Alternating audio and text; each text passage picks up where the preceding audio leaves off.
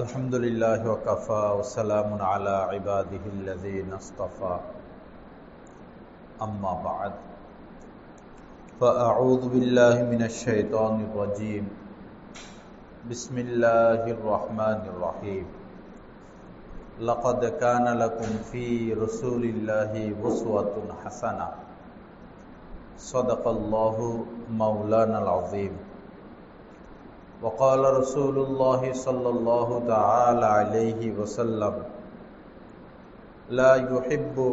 لا يؤمن أحدكم حتى أكون أحب إليه من والده وولده والناس أجمعين وقال عليه الصلاة والسلام عليكم بسنتي وسنة الخلفاء الراشدين المهديين وقال عليه الصلاة والسلام تركت فيكم أمرين لن تضلوا ما تمسكتم بهما كتاب الله وسنة رسوله أو كما قال عليه الصلاة والسلام اللهم صل على سيدنا ومولانا محمد وعلى آل سيدنا ومولانا محمد وبارك وسلم أستغفر الله الذي لا إله إلا هو الحي القيوم وأتوب إليه আল্লাহ পাক জাল্লা জালালুহু আমাদের সবাইকে মাফ করে দেন, আমাদের আব্বা আম্মাকে মাফ করে দেন। আল্লাহ পাক আমাদের সবার জন্য জান্নাতুল ফিরদাউসের ফয়সালা করে দেন, আমাদেরকে দ্বীনের সহি বুঝ দান করেন। লা ইলাহা ইল্লাল্লাহ, লা ইলাহা ইল্লাল্লাহ। রবিউল আউয়াল মাস চলতেছে, অত্যন্ত বরকতপূর্ণ একটি মাস। এই মাস যদি বরকতপূর্ণ না হতেন তো আল্লাহ পাক এই মাসে তার নবীকে পাঠাতেন না। যেহেতু নবীজি আল্লাহর পরে যিনি সর্বোচ্চ সম্মানিত এবং যাকে সৃষ্টি না করলে আল্লাহ পাক কিছুই সৃষ্টি করতেন না, সেই নবীকে এই মাসে, সেই নবীর এই মাসে জন্ম হয়। সুতরাং এটাই প্রমাণ করে রবিউল আউয়াল মাস অত্যন্ত গুরুত্বপূর্ণ মাস, বরকতপূর্ণ মাস। লা ইলাহা ইল্লাল্লাহ। তো কেউ ছবি তুলবেন না, ভিডিও করবেন না। ছবি তোলা হারাম, গুনাহে কবিরা এবং লানতের কাজ। বিনা প্রয়োজনে ছবি তোলা এটা গুনাহে কবিরা। আল্লাহ মানার তৌফিক দান করেন। তো নবীজির জীবনী আমরা তো মোটামুটি জানি, এরপরেও এই মাসে নবীজির সিরাত পড়াশোনা করা, নবীজির আদর্শ জানা। তবে সব বই পড়া যাবে না। ওলামা ইকরামের পরামর্শে যেগুলো আল্লাহ রাসূলের মহব্বতে লেখা এরকম বই পড়া। এর মধ্যে একটা বই আছে যেটা একজন হিন্দু ভদ্রলোক লিখেছেন। সম্ভবত উনি পাকিস্তানের একজন হিন্দু মানুষ, শিক্ষিত মানুষ। আমাদের নবীকে নিয়ে উনি একটি জীবনী লিখেছেন। উনি উর্দু ভাষায় লিখেছিলেন, এটার বাংলা হলো হে নবী তোমাকে ভালোবাসি, অথবা তোমাকে ভালোবাসি হে নবী। সম্ভবত হিন্দু ভদ্রলোকের নাম গুরু দত্ত সেন, না? সম্ভবত গুরু দত্ত সেন। এটার বাংলা করেছেন আমাদের বাংলাদেশের অনেক বড় একজন আলেমে দ্বীন হযরত মাওলানা আবু তাহের মিসবাহ সাহেব দামাত বারাকাতুহু। এটা ছোট একটা কিতাব। এই কিতাবটা পড়লে যে কোনো মানুষের ভিতরে নবীজির প্রতি প্রেম ভালোবাসা আসবে। এই কিতাবটা পড়ার চেষ্টা করবেন। আরেকটা কিতাব আছে উসওয়ায়ে রসুল আকরাম, এটারও বাংলা হয়েছে। এটার লেখক হলেন ডক্টর আব্দুল হাই রহমতুল্লাহ আলাই, এবং সিরাতে মুস্তফা আছে। এরকম আরো অনেক সিরতের কিতাব রয়েছে। এগুলো উলামায়ে কেরামের পরামর্শ নিয়ে মোতালা করার চেষ্টা করবেন। আল্লাহ আমাদেরকে আমলের তৌফিক দান করেন।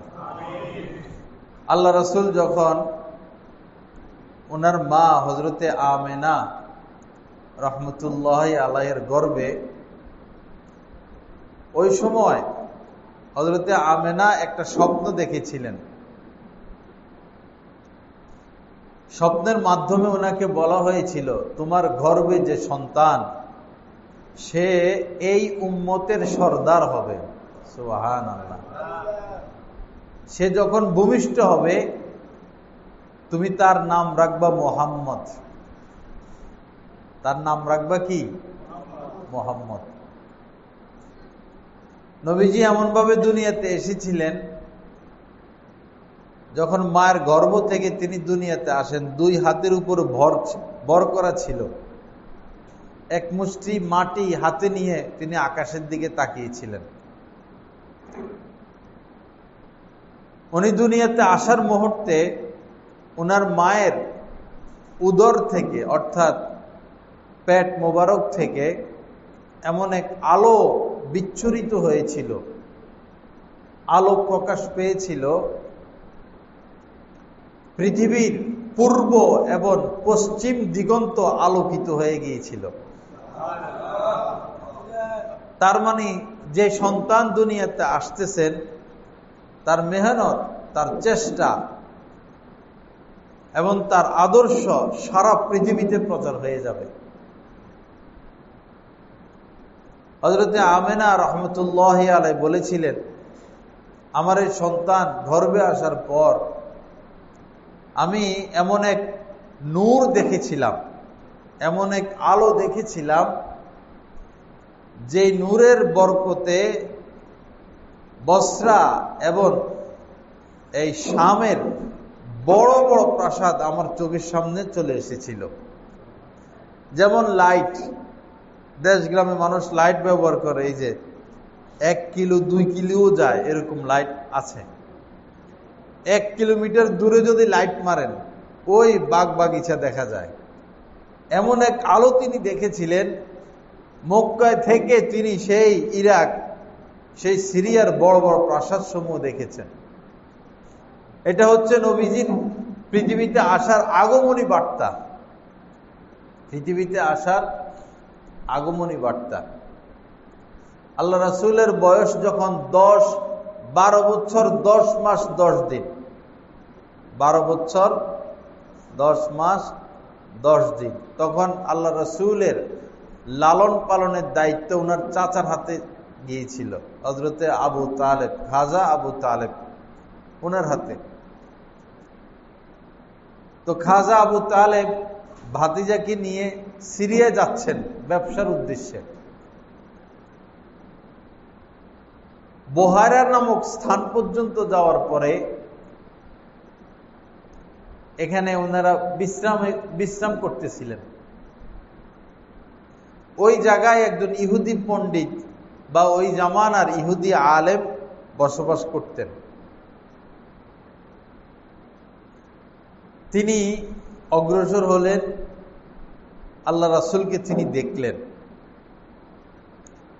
ভালোভাবে তাকাইয়া দেখছেন, চেহারা, শরীর, সবকিছু, চোখ চাহনি, উঠা বসা।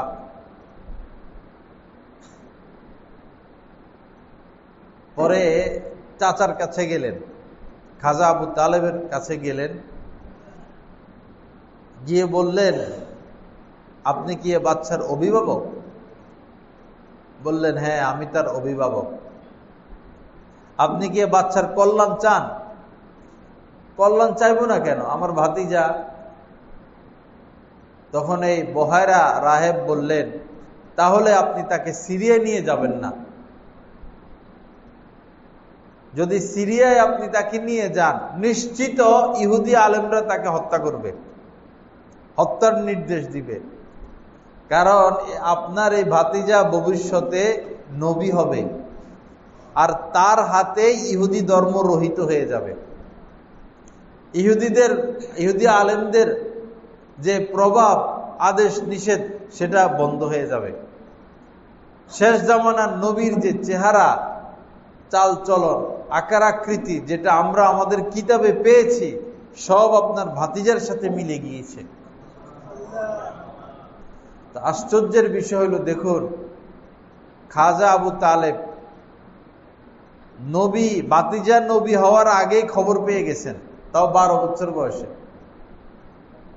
40 বছর বয়সে নবুয়ত, 12 বছর বয়সেই ভাতিজা নবী হবেন, এটা তিনি খবর পেয়েছেন। কিন্তু আল্লাহ আমাদেরকে মাফ করেন, উনি ঈমান আনতে পারেন নাই, ঈমান আনতে পারেন নাই। ঈমান কত বড় দৌলত! কেউ যদি ঈমান নিয়ে বেঁচে থাকে আর ঈমানের সাথে তার মৃত্যু হয়, গুনাহগার হলেও একদিন না একদিন সে আগুন থেকে নাজাত পাবে। কিন্তু যিনি ঈমান হারা হয়ে দুনিয়া থেকে বিদায় নেবেন, তিনি আর কোনোদিন জাহান্নাম থেকে মুক্তি প্রাপ্ত হতে পারবেন না। ঈমান বড় ভারী বিষয়। এজন্য এমন কথা বলবো না যে ঈমানের ক্ষতি হয় অথবা ঈমান চলে যায়। এমন কথা শুনবো না যেটা শুনলে ঈমানের ক্ষতি হবে অথবা ঈমান চলে যাবে। ফেসবুকে, টিকটকে, বিভিন্ন চ্যানেলে নাস্তিকদের বিভিন্ন বক্তব্য আছে, এগুলো শুনবো না। নাস্তিকদের অনেক লেখা আছে, এগুলো পড়বো না। আপনাদের সন্তানদেরকে যদি পড়ান স্কুল কলেজে, যে স্কুল কলেজে নাস্তিক শিক্ষক রয়েছে, সেখানে ভর্তি করাবেন না। নাস্তিক হয়ে যাবে আপনার সন্তান, তার দুনিয়াও শেষ, তার আখিরাতও শেষ। আল্লাহ আমাদেরকে কামেল ঈমান নসিব করেন। তো আল্লাহ রসুলের যে মিলাদ বা সিরাত, মিলাদ মানে হলো জন্ম নিয়ে আলোচনা, যেটা আমি করলাম সংক্ষেপে। এখানে আমলের কিছু নাই, এটা হলো জানার বিষয়। আমল করতে হবে সিরাত নিয়ে, আমল করতে হবে রাসূলের সুন্নত, রাসূলের দেওয়া দ্বীন। আল্লাহ রাসূল বলেছেন, তারাকতু ফীকুম আমরাইন, তোমাদের মাঝে, তোমাদের কাছে দুইটি জিনিস রেখে যাচ্ছি। লান তাদিল্লু মা তামাসসাকতুম বিহিমা, কখনো তোমরা পথভ্রষ্ট হবে না, গোমরা হবে না, হালাক হবে না, জাহান্নামী হবে না, বিপদগ্রস্ত হবে না, পথ হারা হবে না, যদি এই দুইটি জিনিস মেনে চলো।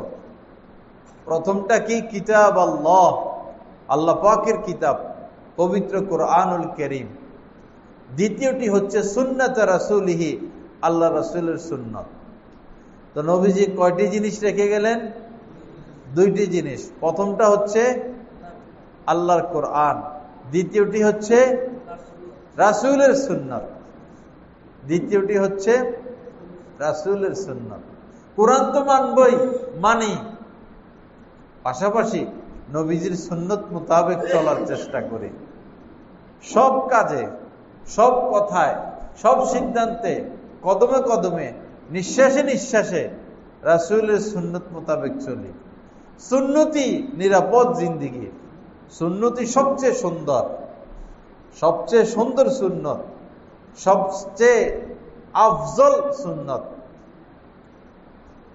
মনে করুন পৃথিবীর সকল জ্ঞানী গুণী, ডাক্তার, ডক্টর, গবেষক সবাই মিলা একটা গবেষণায় বসলেন যে মানুষের জন্য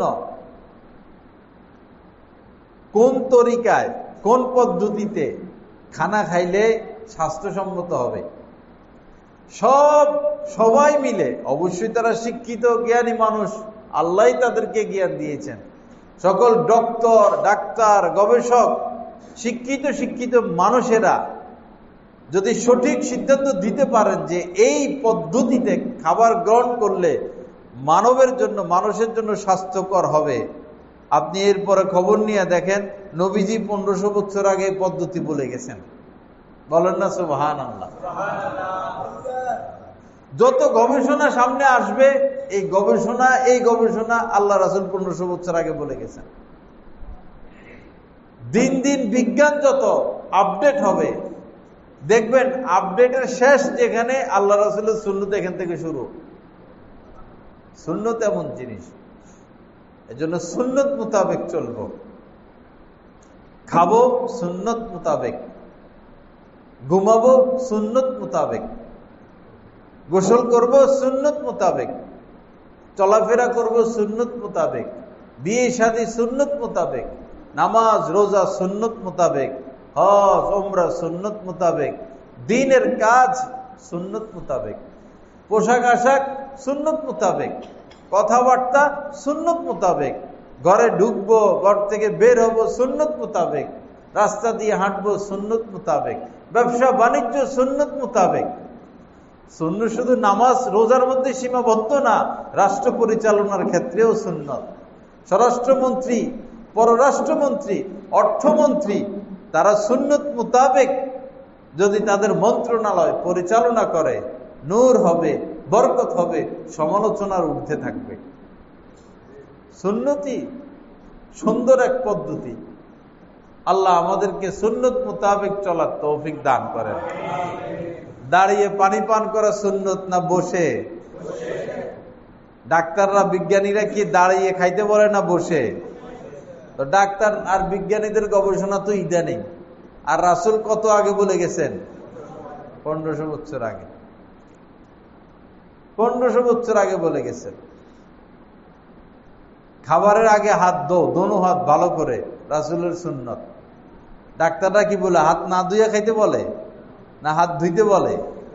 এই জামানায় তো পানিও ছিল না, কম ছিল, মানুষ অসচেতন ছিল।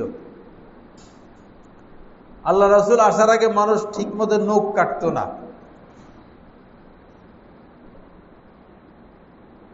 পয় পরিষ্কার থাকতো না, চলতো না, বুঝতো না। রাসূল এসে নখ কাটা শিখেছেন। হাতের নখ কাটা, পায়ের নখ কাটা, মুখ ছোট রাখা, দাড়ি বড় রাখা, বগল পরিষ্কার রাখা, নাভির নিচ পরিষ্কার রাখা, 2 হাত ধুয়ে খানা খাওয়া, বসে খানা খাওয়া। আমাদের স্বাস্থ্য খারাপ হওয়ার অনেকগুলো কারণের মধ্যে এটাও একটা কারণ, চেয়ারে বসে খানা খাই। চেয়ারে বসে খানা খাই। চেয়ারে বসে বসলে তো খাইলে একবারে পেটের তলা চলে যায়, খাবারটা, খাবার বেশি ঢুকে পেটে।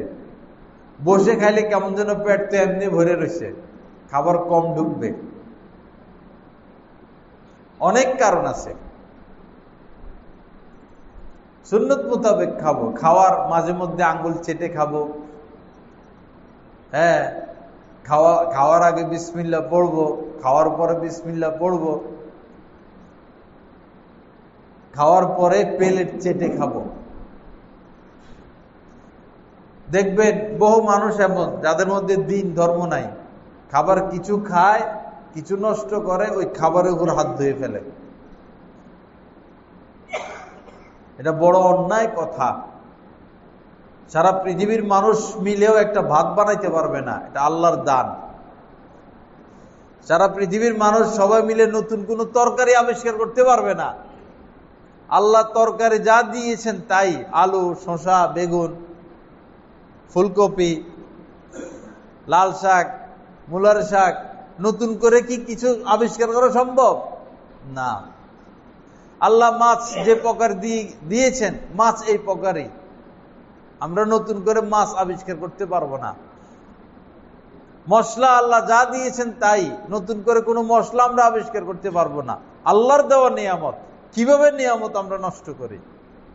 রাসূল বলেছেন প্লেট চেটে খাবা, কারণ খাবারের কোন অংশে বরকত তুমি তো জানো না। হয়তো খাইলাম কিন্তু বরকতটা খাইলাম না, বরকতটা প্লেটে থেকে গেল। খাওয়ার পরে অবশ্যই আলহামদুলিল্লাহ বলা কমপক্ষে, আর উত্তম হলো দোয়াটা পড়া, আলহামদুলিল্লাহিল্লাযী আত'আমানা ওয়া সাকানা ওয়া জাআলানা মিনাল মুসলিমিন। কি সুন্দর দোয়া। খাবারের আগে আল্লাহুম্মা বারিক লানা ফি, আল্লাহুম্মা কি ফিমা রাযাকতানা ওয়া কিনা আযাবান নার। এরপর বিসমিল্লাহি আলা বারাকাতিল্লাহ বলে খানা শুরু করা। আর যদি এত দোয়া না পারেন শিখবেন, কিন্তু কমপক্ষে বিসমিল্লাহ, কমপক্ষে কি বিসমিল্লাহ একটু জোরে বলবেন, যেন ছেলে মেয়ে পড়ে নেয়, স্ত্রী পড়ে নেয়, ঘরের লোকজন পড়ে নেয়। বিসমিল্লাহ পড়ে নেওয়া। চা পান করবেন, বিসমিল্লাহ বলা। পানটা মুখে দিবেন, বিসমিল্লাহ বলা। পানিটা পান করবেন, বিসমিল্লাহ বলা। ফল টল খাবেন, বিসমিল্লাহ বলা। আবার বিড়ি খাওয়ার শুরুতে কি নাই? বিড়ি খাওয়ার শুরুতে কি বিসমিল্লাহ আছে? কেউ যদি মদ পান করে, যে ভাই মদ খান কেন? অসুবিধা কি? বিসমিল্লাহ পড়ে তো খাইছি। মদ খাওয়ার শুরুতে কি নাই? বিসমিল্লাহ নাই। হারাম খাওয়ার শুরুতে কি নাই? বিসমিল্লাহ নাই। হারাম কাজের শুরুতে বিসমিল্লাহ নাই, কারণ ওই কাজটাই তো নিষেধ। হালাল কাজের শুরুতে বিসমিল্লাহ পড়তে হয়। যেই কাজের শুরুতে বিসমিল্লাহ বলা হয় না, কুল্লু আমরিন জি বালিন লাম ইউবদা বিসমিল্লাহ ফাহুয়া আখতা। নবীজি বলেছেন, যেই কাজের শুরুতে বিসমিল্লাহ বলা হয় না, সেই কাজে কোনো বরকত নাই, লেস কাটা, বরকতহীন কাজ, কোনো বরকত নাই। আমরা মুসলমানরা বর্তমানে বরকত যে পাই না, এই বরকত না পাওয়ার আরেকটা কারণ বিসমিল্লাহ পড়ি না। বিসমিল্লাহ বাদ পড়ে গেছে। নবীজির জামানায় খানা খাইতে বসছেন, বাইরে যাবা?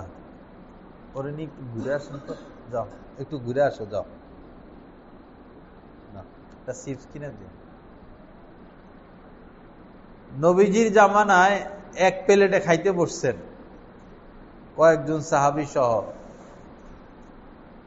খানার মধ্যে এত মজা আর এত বরকত, এত নূর, সবাই তৃপ্তি সহকারে খাচ্ছেন। পরে নতুন ভাবে দুইজন লোক এসে শরীক হয়েছেন। আবার এই দুইজন লোক শরীক হওয়ার পরে খানার মধ্যে কোনো বরকত নাই, নূর নাই, স্বাদ নাই, তাড়াতাড়ি খানা শেষ হয়ে গেছে। সাহাবায়ে কেরামের পবিত্রতম অভ্যাস ছিল, যেটা তারা বুঝতেন না, জানতেন না, নবীজির নিকট জেনে নিতেন। সাহাবায়ে কেরাম বললেন, ইয়া রাসূলুল্লাহ, এতক্ষণ তো আমরা ভালোই বরকত পাচ্ছিলাম, হঠাৎ করে বরকত শেষ হয়ে গেল। তখন নবীজি বললেন, আমরা তো বিসমিল্লাহ পড়ে খানা শুরু করেছিলাম, একটু আগে যে দুইজন শরীক হয়েছেন তারা বিসমিল্লাহ বলেন নাই, এজন্য বরকত শেষ। ঘরে প্রবেশের সময় যদি আমরা বিসমিল্লাহ পড়ি, তো আমাদের সাথে শয়তান আর ঢুকতে পারবে না। দেখেন, আমরা কিন্তু বিসমিল্লাহ পড়ি না, এজন্য শয়তান আমাদের সাথে ঢুকে, এরপরে কয় বার কর, বাইর কর, মোবাইল টিপ, মোবাইল টিপ, রাত্রে 2টা-3টা পর্যন্ত। কারণ আমি তো আমার সাথে শয়তান নিয়ে আসছি। কয় না মানুষ কথায় কথায় যে শয়তান আসছে, আসছে হয়তো তার ছেলে বা ভাই বা বন্ধু, পরে কয় কি আইছে, এর লগে শয়তান আসছে। আসলে ঠিক তো, বিসমিল্লাহ পড়ে না ঢুকলে কি ঢুকে? সাথে শয়তান ঢুকে। এরপরে আপনি ঘরের মধ্যে শয়তানকে জায়গা দিয়ে দিলেন, এরপরে খাইতে বসলেন, আবারও বিসমিল্লাহ পড়লেন না। বিসমিল্লাহ না পড়লে শয়তান খানায় কি হয়ে যায়? শরীক হয়ে যায়।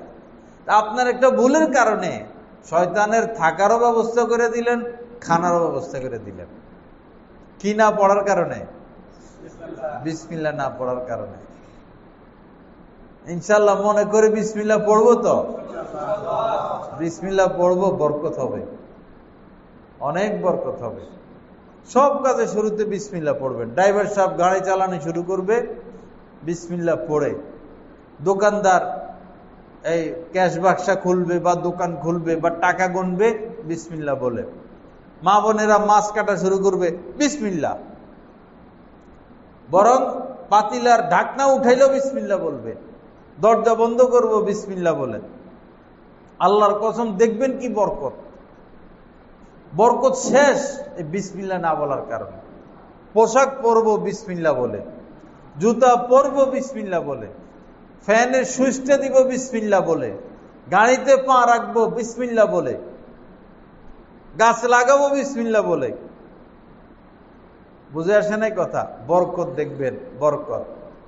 বাচ্চাদেরকে শিখাবো এগুলো। বাচ্চারা পড়তে বসে মাগরিবের পরে, যাবো বিসমিল্লাহ বলে পড়া শুরু করো।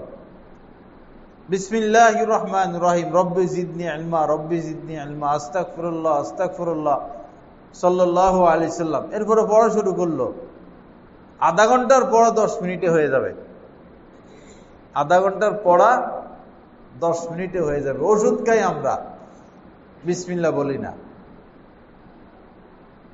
ওষুধেরও আলাদা দোয়া আছে, কিন্তু কমপক্ষে বিসমিল্লাহ তো পড়বেন, কমপক্ষে। ওষুধ আমাকে আপনাকে ভালো করতে পারবে না। ওষুধ উসিলা। ওষুধ কি? উসিলা। ভালো করবেন কে? আল্লাহ।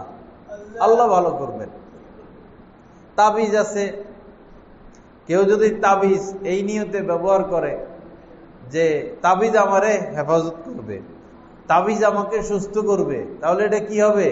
শিরক হবে, ডাইরেক্ট শিরক হবে।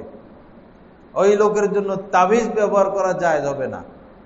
হ্যাঁ, শিশু বাচ্চা, সে কোরআন পারে না, তার শরীরে যদি আয়াতুল কুরসি লেখে তার শরীরে লাগিয়ে দেওয়া হয়, উসিলা। আল্লাহ পাক হয়তো এই উসিলা তাকে কি করবেন? হেফাজত করবেন। কিন্তু তাবিজ আমাদেরকে রক্ষা করতে পারে না। ওষুধও আমাদেরকে সুস্থ করতে পারবে না। সুস্থতা অসুস্থতা আল্লাহ পাকের হাতে। এটা হচ্ছে মাধ্যম, এটা হচ্ছে উসিলা। তো ওষুধ খাওয়ার শুরুতে আমরা কি পড়বো? বিসমিল্লাহ। পান কত মানুষ খায়, মাশাআল্লাহ। বাঙালিরা এত মজা করে পান খায়, আমাদের আলেম ওলামারাও পান খান। কিন্তু ভাই, এমনি কি দেখছেননি পান মুখে দিতে কেউ বিসমিল্লাহ পড়তে? খুব কম, খুব কম। পান খাবেন ভালো কথা, বিসমিল্লাহ পড়ে খান। তো পান খাওয়ার পরে আবার কুলি করে নিবেন। আল্লাহর দেওয়া দাঁত নষ্ট করলে হিসাব দিতে হবে। এতে সাদা দাঁত গুলা ডাক্তার ইঞ্জিনিয়াররা দিতে পারবে? আল্লাহর দেওয়া পান খায় যদি দাঁতগুলারে শেষ করেন, আল্লাহ যদি ধরেন তোরে দাঁত দিছিলাম, তো দাঁত নষ্ট করলে কি জন্য? কি জবাব দিব? অনেকে এমন খাওয়া খায়, পান ঠোঁট টোট নষ্ট হয়ে যায়, এগুলো সব ভিজে যায়, আর মানুষের ওয়ালের মধ্যে এরকম করে মারে। না ভাই, মানুষের ওয়াল নষ্ট করা যাবে না, রাস্তাঘাটে ফেলা যাবে না। কারণ এই পানের কষ্টটা ফেলে দিলে পরে ডিসকালার হয়, অন্যদের কষ্ট হয়। পান খাওয়া নিষেধ না, কিন্তু পান খাওয়ারও কিছু আদব মানতে হয়, নিয়ম মানতে হয়। আবার যদি অতিরিক্ত খান, বিশেষ করে জর্দা, পানে কোনো ক্ষতি নাই, গ্যাস্ট্রিকের উপকার। সুপারিতেও কোনো ক্ষতি নাই, এটা তো আল্লাহর নিয়ামত। সুপারি ক্ষতিটা হচ্ছে জর্দা, জর্দায় ক্ষতি। জর্দা না খাইলেন, হিম্মত করে জর্দা না খাইলেন। চুনে ক্ষতি আছে কিনা আমি জানি না, তবে চুন হইলো পাথরকে আগুনে জ্বালাইয়া জ্বালাইয়া পরে এই চুন বানায়। এই পাথরকে আগুনে জ্বালায় যে চুন, মনে হয় এই চুনে ক্ষতি নাই, কিন্তু এখন তো বাঙালি তো 2 নম্বরিতে 1 নম্বর, দুর্নীতিতে 1 নম্বর। চুনের নামে কি বাজারে বিক্রি করে সেটা তো আর আমাদের জানা নাই। যাই হোক ভাইরা, তো বিসমিল্লাহ পড়বো। এই যে আল্লাহর ঘরে ঢুকি আমরা, প্রথম কথা কিন্তু বিসমিল্লাহ পড়তে হবে। আল্লাহর ঘরে ঢুকার সুন্নত হইল বিসমিল্লাহ পড়তে হবে, দুরুদ পড়তে হবে, দোয়া পড়তে হবে, ডান পা দিতে হবে। আল্লাহর ঘরে ঢুকার আগে জুতা খুলবো না, আগে বাম পায়ের জুতা খুলবো। সব সময় জুতা পরার সময় ডান পা, জুতা খোলার সময় বাম পা। আগে বাম পায়ের জুতাটা খুলে পাপোশের উপর রাখবো, অথবা নিজের জুতার উপর পা রাখবো, অন্যের জুতার উপরে না। আপনি আপনার পায়ে জুতা, আপনি মসজিদে এসে আরেকজনের জুতার উপরে কদম রাখলেন, তার জুতাটা তো ধুলা লাগলো, বালি লাগলো, পরে তো সে বদদোয়া দিবে, সে তো কষ্ট পাবে। তার জুতা ছেঁড়া হইলো, তার কাছে এই জুতার অনেক দাম, গরিব মানুষ, আর জুতার উপরে জুতা পরে জুতার উপরে কদম না রাখা। তো বাম পায়ের জুতা, বাম পা আগে খুলবো, খুলে আপনার জুতা বা পাপোশ বা সিঁড়ির উপরে পা রাখবো, এরপরে ডান পায়ের জুতা খুলবো, খুলে আপনার জুতাটা হাত দিয়ে ধরবেন, ধইরা এভাবে 3 বার বাড়ি দিবেন, ধুলাবালি পড়ে যাবে। এরপরে জুতা তলায় তলায় মিলাবেন, তলায় তলায় মিলাইয়া এমনি জুতাটা ধরবেন, এমনি এমনি নিয়া এই বাম হাত দিয়ে এমনি ধরবেন। খাড়া করে যদি জুতা ধরেন বালু পড়বে, বর্ষাকাল হলে পানি পড়বে, মসজিদ নাপাক হবে। এইভাবে জুতা রাখতে হয়। এইভাবে রাখা, এইভাবে আয়না ভিতরে বা সামনে জুতার বাক্সে রাখবেন। বারান্দায় মসজিদের বাইরে জুতা রাখছেন, নামাজ পড়ে দেখলেন যে জুতা নাই, দেখছো নামাজ পড়তে আসছি, এখন আমার জুতাটা চুরি হইলো, এখন নামাজের দোষ, এখন আল্লাহর দোষ, আল্লাহ রাসূলের দোষ। আল্লাহ রাসূল যখন মেরাজে যাচ্ছেন, বোরাক বাঁধছেন না? মসজিদে আকসায় যাইয়া বোরাক বাঁধছেন না? বোরাক বাঁধছেন তিনি। আপনার মালের হেফাজত আপনার দায়িত্ব, আপনি চোরের হাতে দিয়ে আসছেন, আবার এখন আল্লাহর দোষ দেন। আপনি মসজিদে আনবেন আপনার জুতা। মালের হেফাজত ইমানের হেফাজত, মালের হেফাজত ইমানের হেফাজত। চুরির সম্ভাবনা থাকলে একবারে সামনে এনে জুতা রাখবেন। লা ইলাহা ইল্লাল্লাহ। এরপরে মসজিদে আইসা বারান্দায় দোয়া পড়া যাবে না, দোয়া পড়তে হবে মসজিদের এই গেটে ঢুকতে। যেখান থেকে মসজিদ শুরু সেখানে এসে আগে ডান পা দিয়ে প্রবেশ করবেন মসজিদের ভিতরে, ডান পা। কোনোভাবে যেন মসজিদে আগে বাম পা না আসে। ঘরে ঢুকবেন আগে ডান পা, মসজিদে ঢুকবেন ডান পা, দোকানে ঢুকবেন ডান পা, মাদ্রাসায় ঢুকবেন ডান পা, বাথরুমে ঢুকবো বাম পা। তুলনামূলক যেটা নিকৃষ্ট এটা হলো বাম পা, আর যেটা উৎকৃষ্ট ওই সময়ে ডান পা। কার কাছে আছে? ডান পা দিয়ে মসজিদে ঢুকবো। এরপরে 3টে একসাথে পড়বো, বিসমিল্লাহ, দুরুদ শরীফ, দোয়া। বিসমিল্লাহ, দুরুদ শরীফ, দোয়া। এমনি পড়া যায় একসাথে। বিসমিল্লাহি, বিসমিল্লাহ পড়া হয়ে গেছে। ওয়াসসালাতু ওয়াসসালামু আলা রাসূলিল্লাহ, দুরুদ হয়ে গেছে। আল্লাহুম্মা ফতাহ লি আবওয়াবা রাহমাতিক, দোয়া হয়ে গেল। মসজিদে ঢুকার সুন্নত 5টা। ডান পা দিয়ে প্রবেশ করা, বিসমিল্লাহ পড়া, দুরুদ শরীফ পড়া, দুরুদ পড়া, ইতিকাফের নিয়ত করা, নাওয়াইতু সুন্নাতাল ইতিকাফ মা দুমতু ফি হাযাল মসজিদ, অথবা আল্লাহ আমি ইতিকাফের নিয়ত করলাম। 5টা সুন্নত হয়ে গেছে। মসজিদে এসে দুনিয়াবি কথা না বলা, হেলান দিয়ে না বসা। মসজিদে এসে অনেকে এরকম এরকম করে, দাঁড়িয়ে আশ্রয় করে নিচে দাঁড়িয়ে পড়ে, এরকম না করা। মসজিদে এসে অনেকে মসজিদের কারেন্টের মধ্যে মোবাইল চার্জ করায়। ভাই, এটা কি আপনার বাপ দাদার সম্পদ নাকি? এটা তো মসজিদ। মসজিদে এসে মোবাইলে চার্জ করাবেন কেন? করাইলে বিল দিতে হবে। যদি মোবাইলে চার্জ করেন বিল দিতে হবে। এটা আল্লাহর ঘর, মসজিদ ফান্ড থেকে বিল দেওয়া হয়, ব্যক্তিগত কাজে ব্যবহার করা যাবে না। 3 জন 4 জন মুসল্লি বসা, একটা ফ্যান যথেষ্ট। দেখা যায় ওই কোণে একজন বসা, একটা ফ্যান চলতেছে, এই কোণে একজন বসা, একটা ফ্যান চলতেছে, ওই জায়গায় আরেকজন বসা, আরেকটা ফ্যান চলতেছে। 3 জন মানুষ, 3টা ফ্যান, অথচ একটা ফ্যানেই কি সম্ভব? আর যেহেতু এখন বিদ্যুতের সমস্যা, গ্যাসের সমস্যা, আমাদের এখন মিতব্যয়ী হতে হবে ভাই, যত কম ব্যবহার করা যায়।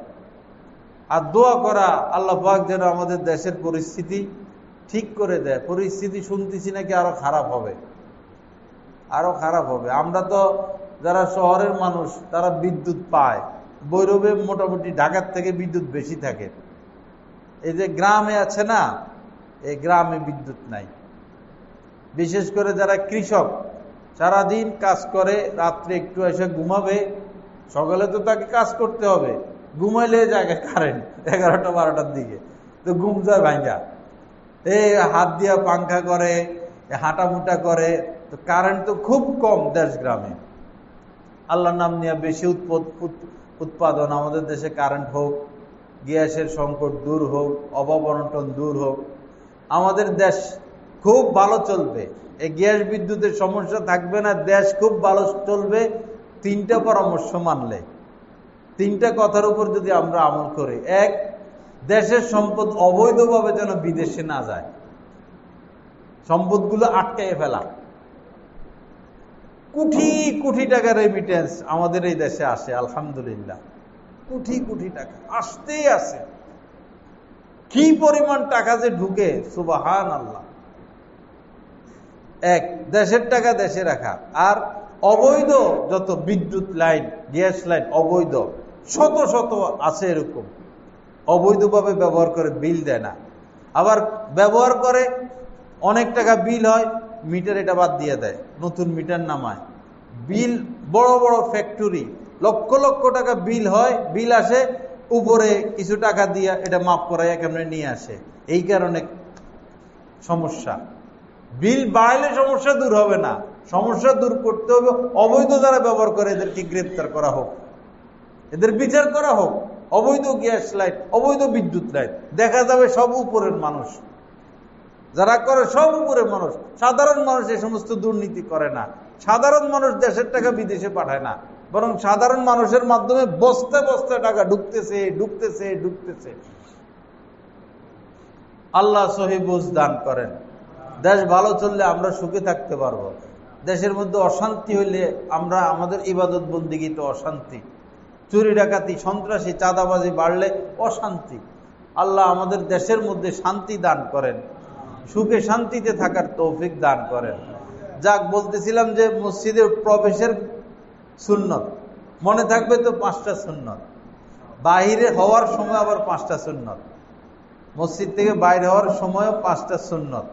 বাম পা দিয়ে বের হব 1, এরপরে বাম পা দিয়ে বের হয়ে ডান পায়ের জুতা আগে পরিধান করব।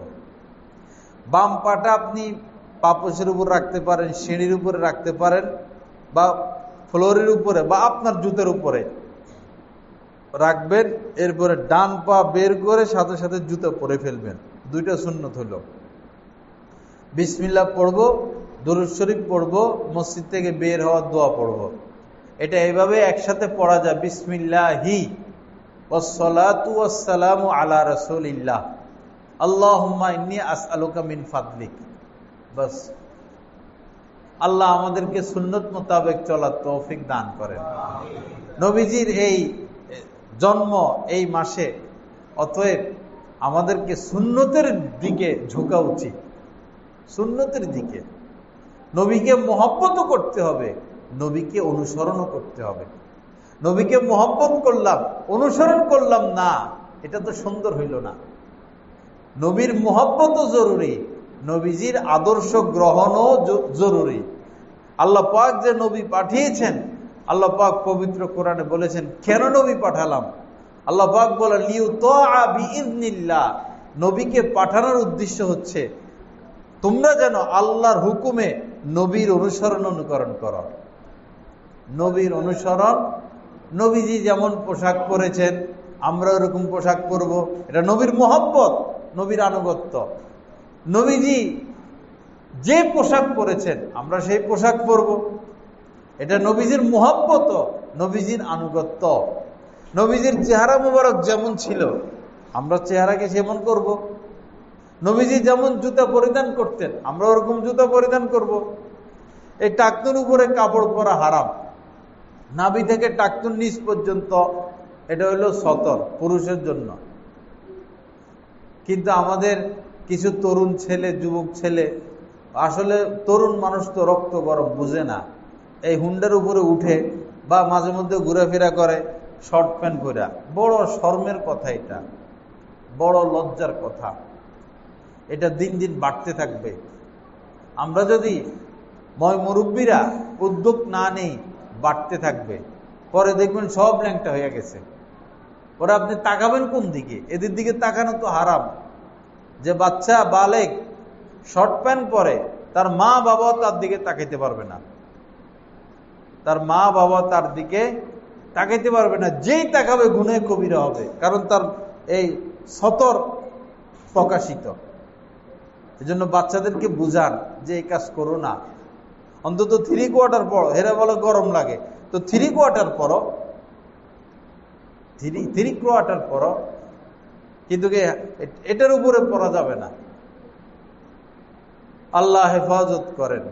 তো রাসূলকে মহব্বত করতে হবে, রাসূলকে আনুগত্য করতে হবে, তখন আমার আপনার মধ্যে পরিপূর্ণ দিন আসবে, পরিপূর্ণ দিন আসবে, ঘরে রহমত আসবে, ঘরে বরকত আসবে, শান্তি পাবো। আল্লাহ রাসূল ওযু সহকারে শুইতেন। একদিন একটু ওযু করে শোন না, দেখবেন কি মজা লাগে। ঘুমের আগে ওযু করে মেসওয়াক সহ ওযু করে একটু ঘুমান, দেখবেন ঘুমে কি শান্তি। ঘুমের আগে আয়াতুল কুরসিটা পড়লাম, মুখস্থ পারলে মুখস্থ, অথবা দেখে দেখে, তাহলে ফায়দা কি? যে আল্লাহ পাক একজন পাহারাদার পাঠাইয়া দিবেন। সারা রাত যতক্ষণ আপনি ঘুমাবেন ততক্ষণ ওই পাহারাদার আপনাকে পাহারা দিয়ে রাখবে। মাত্র আয়াতুল কুরসি পড়লে এই সওয়াব। ঘুমের আগে 3 কুল পড়া যায়। নবীজি 3 কুল পড়ে বিসমিল্লাহ সহ কুল হুয়াল্লাহ 3 বার, ফালাক 3 বার, নাস 3 বার পড়ে হাতে ফু দিতেন, এরপরে শরীর মুছে দিতেন। ঘুমের আগে দোয়া পড়া, আল্লাহুম্মা বিসমিকা আমুতু ওয়া আহইয়া। ডান কাতে শোয়া, ডান হাতকে ডান গালের নিচে দিয়া এই ডান কাতে শোয়া। এরপরে আপনার যেভাবে সুবিধা শুইলেন, শুরুটা এভাবে করা। তবে এইভাবে শুয়ে থাকতে পারলে লাভ বেশি, স্বাস্থ্যের জন্য উপকার বেশি। লা ইলাহা ইল্লাল্লাহ সাল্লাল্লাহু আলাইহি ওয়াসাল্লাম। তো সুন্নাত মোতাবেক চলো আমরা, কি বলেন ইনশাআল্লাহ? রাস্তায় হাঁটার সময় ডাইনের দিকে তাকানো সুন্নত, না বামের দিকে, না উপরের দিকে? কোন দিকে? নিচের দিকে। নিচের দিকে তাকিয়ে হাঁটা সুন্নত। নিচের দিকে তাকিয়ে হাঁটলে শয়তান আপনাকে পাকড়াও করতে পারবে না। শয়তান ডান দিক থেকে ধোঁকা দেয়, বাম দিক থেকে ধোঁকা দিতে পারে, উপরের থেকে ধোঁকা দিতে পারে, কিন্তু শয়তান নিচ থেকে ধোঁকা দিতে পারে না। নিচের দিকে তাকিয়ে হাঁটলে এক তো মহিলাদের দিকে আপনার নজর যাবে না, মনে মধ্যে মহিলাদের দিকে নজর গেলে, সুন্দরী মেয়েদের দিকে নজর গেলে কষ্ট লাগে। দেখা যখন দেখবেন, যতক্ষণ দেখবেন ভালো লাগবে, যখন ক্রস হবে তখন কি লাগবে? কষ্ট লাগবে, অবশ্যই কষ্ট লাগবে। কষ্টের দরকার কি? তাকাবো না? কোনো গাড়ি আসলো, আপনি গরিব মানুষ, গাড়ি দেখলেও তো কষ্ট লাগতে পারে, নিচের দিকে তাকাই হাঁটেন। কোনো একটা বাড়ি, ভিআইপি বাড়ি, ডানে বা বামে তাকাইলেন না, বস আল্লাহ আপনাকে যা দিলেন সেটা নিয়ে আপনি সন্তুষ্ট থাকেন। নিচের দিকে তাকিয়ে হাঁটলে অনেক ফজিলত, অনেক ফজিলত। আমরা আমাদের থেকে উপরের কাউকে দেখবো না, যে উনি 6 তলা বিল্ডিং এর মালিক, উনার গাড়ি আছে, উনার 2 ছেলে আমেরিকা থাকে, উনার 2 ছেলে ডাক্তার, উনি ভিআইপি অবস্থায় চলে, দামি দামি খায়, দামি দামি পোশাক পরে। আপনি সেদিকে তাকাবেন না। আপনার চেয়েও তো বহু মানুষ গরিব আছে, যারা মাটির ঘরে থাকে, যারা টিনের ঘরে থাকে, যাদের আয় রোজগার অনেক কম, যারা অনেক কষ্টে আছে। আমরা সবসময় নিচের দিকে তাকাবো, আমার থেকে আমি নিচের দিকে তাকাবো, তখন শুকরিয়া আদায় করতে পারবো, সুখ পাবো। আল্লাহ পাক আপনাকে যে অবস্থায় রেখেছেন, অবশ্যই আপনি হিসাবে আপনি সুখে আছেন। যদি এই অবস্থায় থেকে আপনি শুকরিয়া আদায় করতে পারেন, আল্লাহ নিয়ামত বাড়াইয়া দিবেন।